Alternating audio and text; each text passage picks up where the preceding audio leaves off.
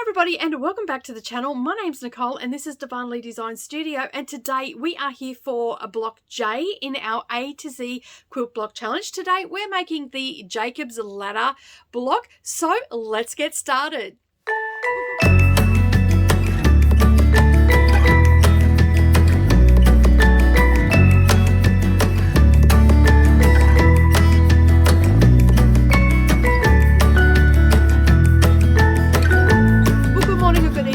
And welcome back to the channel. Thank you for taking some time out of your day and spending it with me while we do some more skill building blocks. So today, as I said, we are working on the Jacob's Ladder. It is a very simple block to go together, and again we are working with half square triangles and 4 patches. So without further ado, let's get into making the block. Okay, so today, as I said in the intro, we are working on the Jacob's Ladder.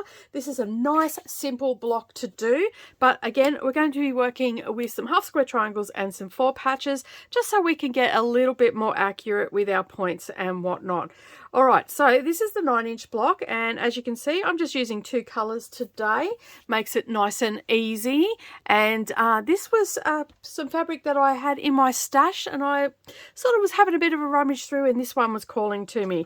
So you're also going to need some rulers and general sewing supplies, also something to mark your fabric with, a rotary cutter, and some thread snips as well. You're also going to need some pins. And as I said, we are just working with half square triangles and 4 patches. So once you've got your printout, which you can find the link underneath this video for that, and you just click on that and you can print that off and it'll have all your cutting instructions.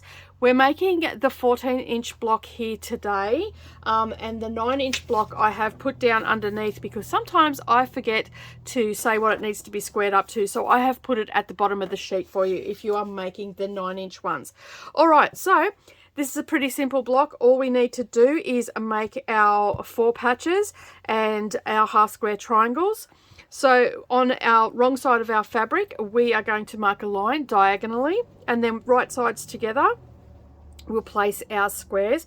And because we are working with a bit of a larger square, I'm just going to put a couple of flat pins on this, and that's going to hold that in place for me. And then we'll head to the sewing machine and we're going to stitch on either side of that line using a 1/4 inch seam allowance. But before we do that, we are going to pair up our remainder of our squares, because you can see I've already done one, and we are going to make sure that everything is right sides together. We'll pair these up, and then what we'll do is we'll chain piece these through, and that's going to make for a very speedy block. All right, so let's get to the sewing machine and start stitching these down. I'm going to start with chain piecing all of my squares.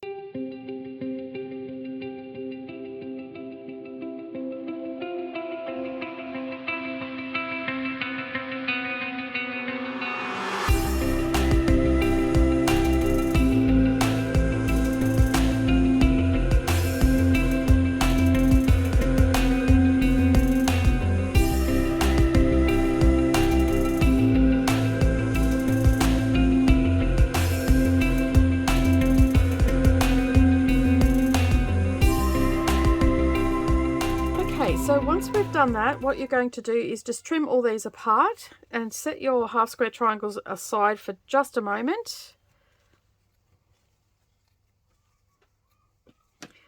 And pop all our squares up onto, I had a couple of extra squares there, up onto our ironing pad. And then take your half square triangle, remove those pins, grab your ruler, move this out of the way for a moment, just grab your ruler and cut on that line.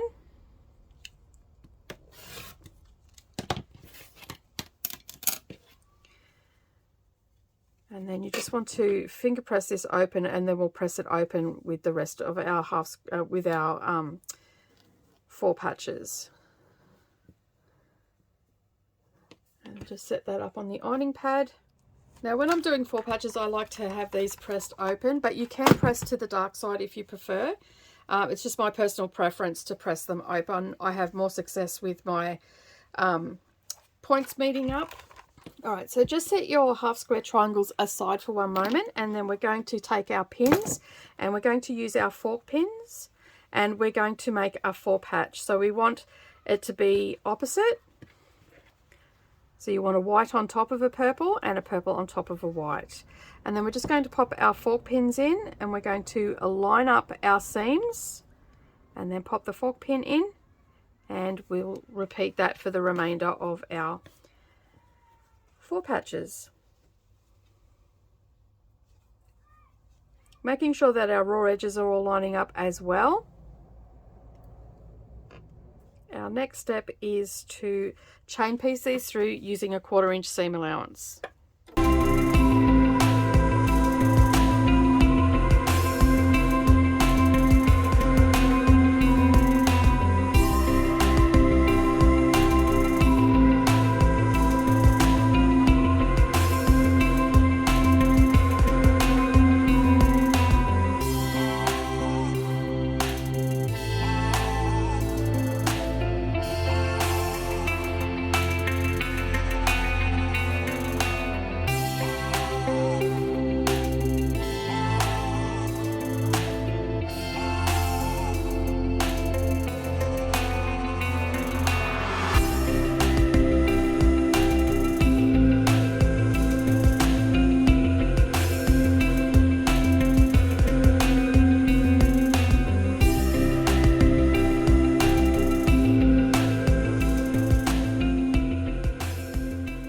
Okay, so the next thing that we need to do is we need to square up our half square triangles and also our 4 patches here, and we need to square them up to 5 1/8.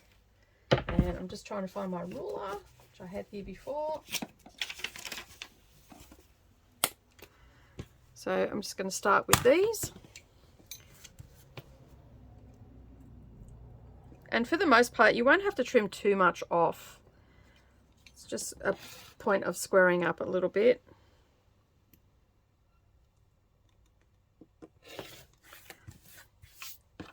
Sometimes they can get a little bit wonky in the sewing.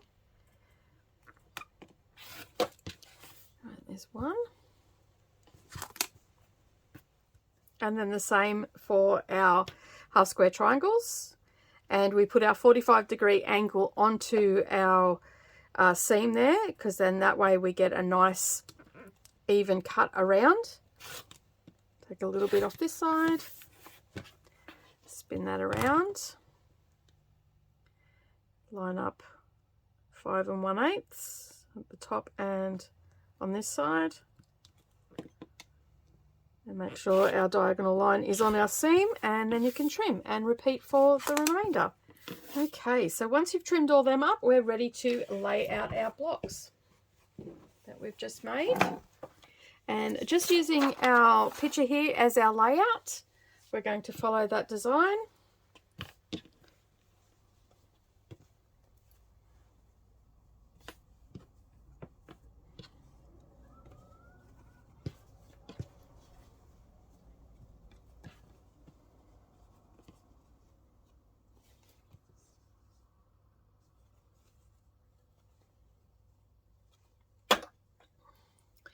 So our half square triangles are coming into each other, and then you can see we've got our white squares going this way and then our purple squares going this way. And you want all of your 4 patches to be like that, including your center one. And you can see there that it creates the ladder. So now what we're going to do, as always, I start by putting our center one onto our left-hand side, and then I will chain piece those through, and then I will add the last one on.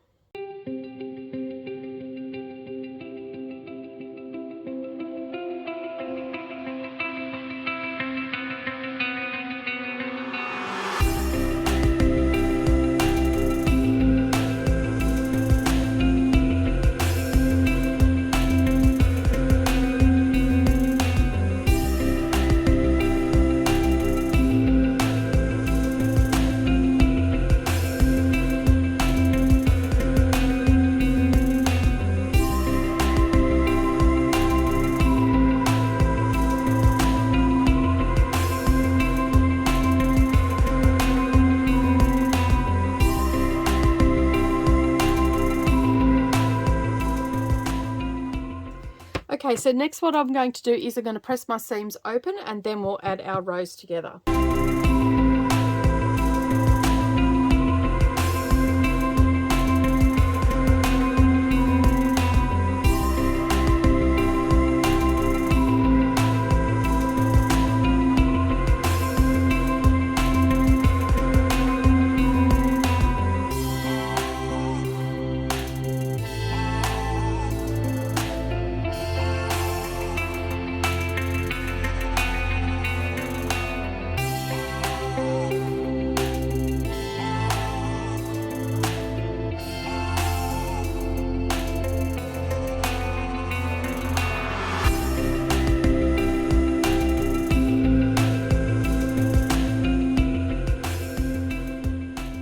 Okay, so now that we've got that pressed, we're just going to add our rows together.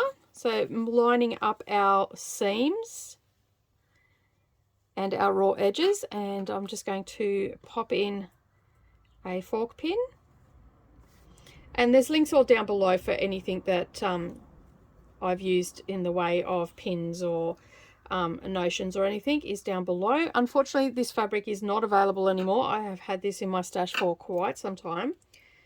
And because I'm working with some bigger pieces, I am going to pin my ends as well. And we only have those center seams to line up, which is great.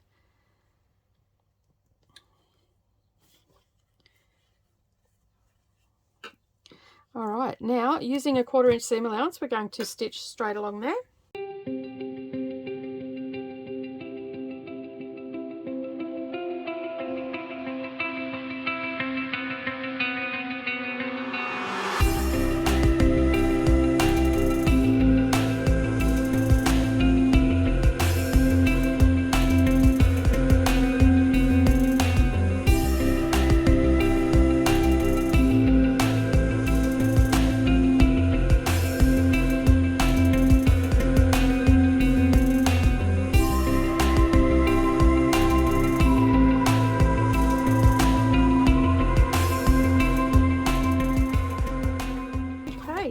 So now that we've got all our rows together, we're going to give this a really good press. Get rid of any long threads that you have. Okay, so that is the Jacob's Ladder block. I do hope that you enjoyed making it. You can make this as scrappy as you want. You can actually make your half square triangles a different color if you wanted to, but it does look very effective like this. And there is our 9-inch one. Well, thank you so much for joining me today. I really do appreciate you being here and taking the time. I do hope that you enjoyed making the Jacob's Ladder block. As I said in the video, you can make these quite scrappy if you wanted to. They're a great stash buster block as well.